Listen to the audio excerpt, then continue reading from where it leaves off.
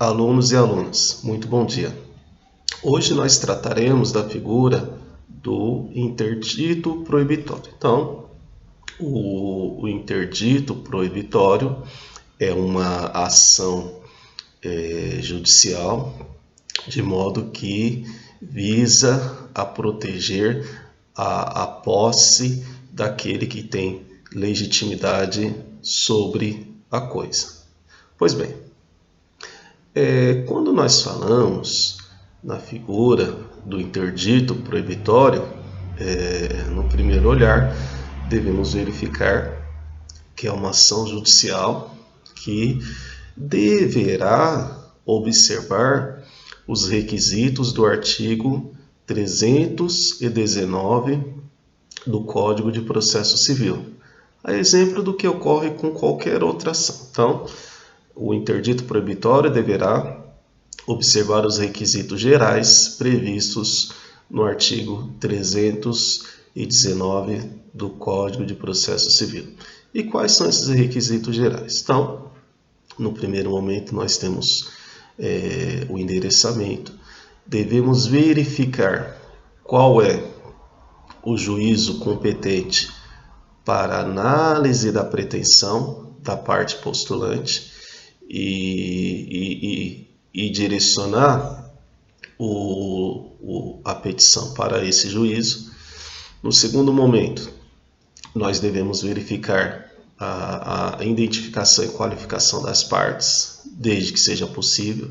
Por exemplo, na figura do autor, normalmente sempre será possível a qualificação e a identificação.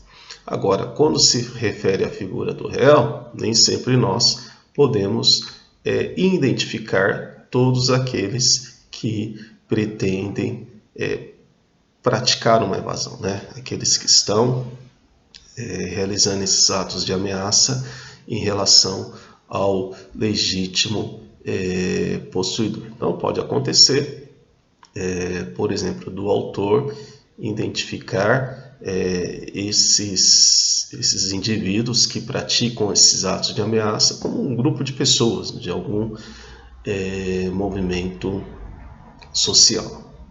Muito bem.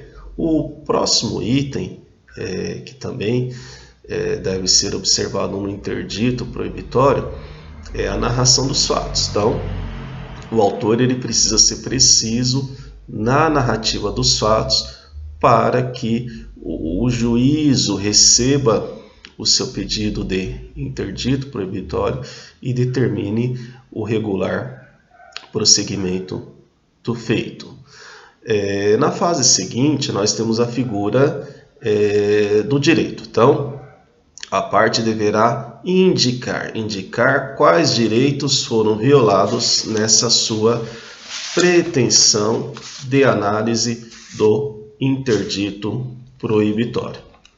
E no que refere ao direito, evidentemente que nós não iremos nos valer apenas do direito material. Então, o artigo 567 do Código de Processo Civil de 2015 define quando caberá, define quando caberá a ação de interdito proibitório. E obviamente que esse artigo deverá ser objeto de análise para que seja preparada essa peça inaugural. Então, a parte deverá observar o disposto no artigo 567 do Código de Processo Civil, que define as hipóteses legais para embasamento do interdito proibitório.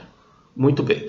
O outro item que merece destaque se refere que na figura do interdito proibitório vai ter que pedir uma liminar ou uma tutela antecipada.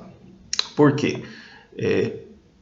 Pouco deverá adiantar se ingressar com uma medida de interdito proibitório e não ter uma decisão para que possa produzir efeitos imediatos.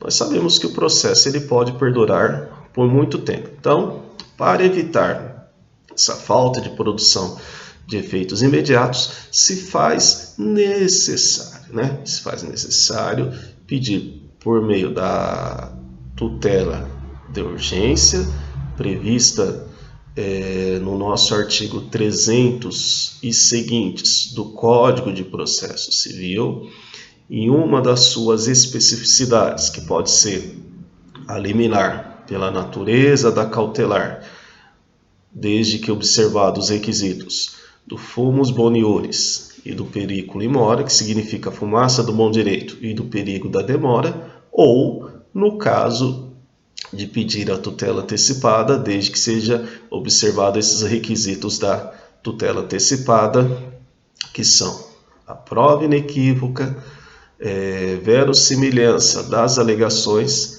fundado receio de dano irreparável ou de difícil reparação. Tudo isso, todos esses requisitos da tutela antecipada, eles estão previstos no artigo 273 do Código de Processo Civil de 1973. Bom, depois da questão indicativa do direito, se faz necessário realizar o pedido. Então, a parte postulante, ela deverá realizar o pedido no interdito proibitório.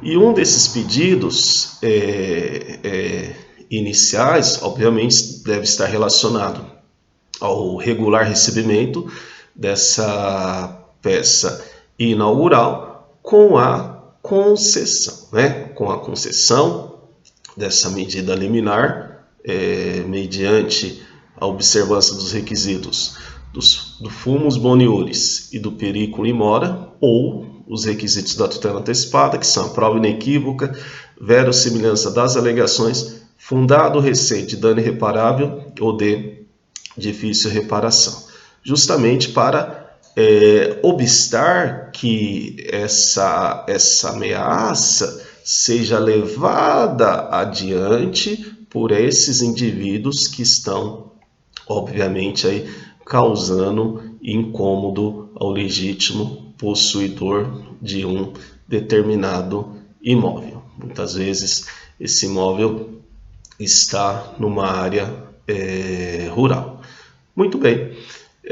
Deve-se pedir também a procedência da demanda para que seja acolhido o pedido do interdito proibitório e dessa maneira a demanda seja julgada procedente, Então a demanda deverá ser julgada procedente com o acolhimento do pedido da parte autora. Pois bem, um outro item que também é importante indicar na petição inicial é a aplicação da multa. Então, a multa, ela funciona como astrentes. Então, ela tem esse caráter coercitivo próprio da natureza da norma, justamente para impedir que a ameaça desses indivíduos seja levada adiante. Então, a multa é um remédio muito adequado para esse modelo de situação. Por quê?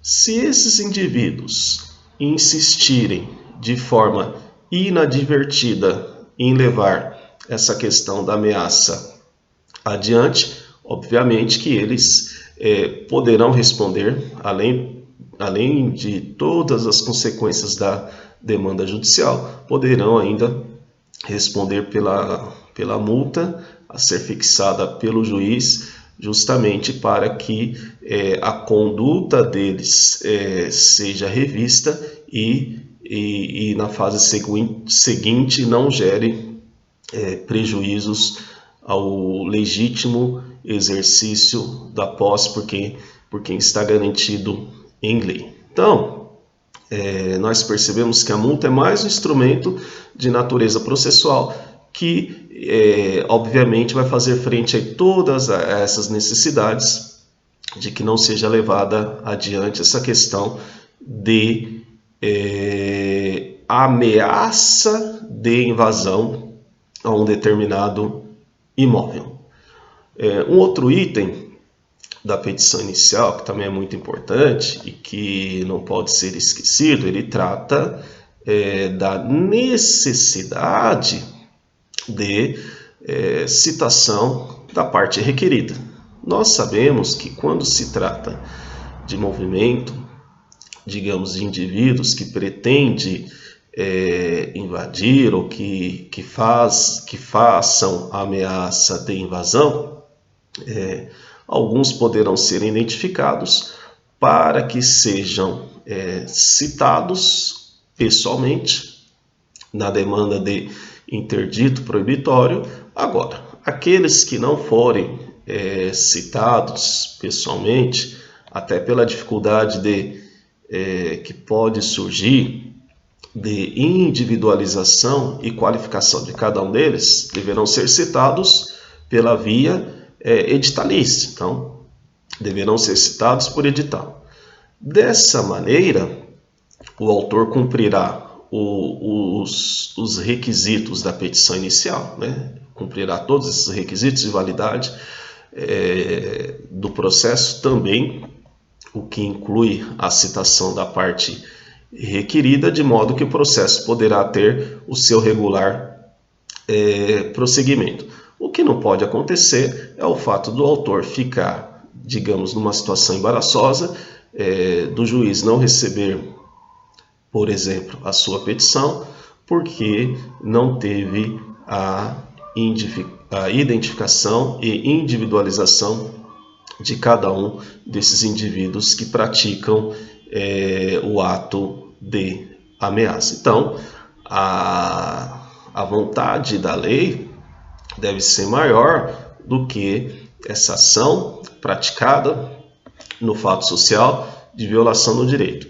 Obviamente que se tivéssemos que identificar cada um desses indivíduos que praticam atos de ameaça, ou se tivéssemos que qualificar cada um desses indivíduos que estão ameaçando um regular exercício da posse, na maioria das vezes nós teremos a inviabilidade de dar sequência ao processo. Então, embora a nossa jurisprudência ela tem aceito, ao meu ver, de forma muito assertiva, a possibilidade de citação por edital em relação a esses indivíduos que praticam esses atos de ameaça e não podem ser individualizados e qualificados cada um deles. Um outro item que também deve constar na petição inicial é o protesto por provas. Então já é interessante a parte autora, digamos, juntar fotos, já criar aí um início de prova até para convencer o juiz no deferimento da medida liminar. Então, não obstante já possa ter esse início de prova, a parte autora deverá protestar por todas as relações, produção de todas as provas na demanda. Deve-se atribuir o valor à causa, então a causa ela deve ter um valor certo e determinado, e a parte autora também deverá informar se tem interesse na realização de uma audiência conciliatória. Então, nós verificamos que a parte autora deve verificar todos os requisitos do artigo 319 do Código de Processo Civil, que são requisitos de uma petição inicial, bem como do artigo 567 do Código de Processo Civil, que define hipóteses legais de cabimento da ação de interdito proibitório. Muito bem, hoje ficamos por aqui, até a próxima aula e um muito bom dia a todos os meus alunos.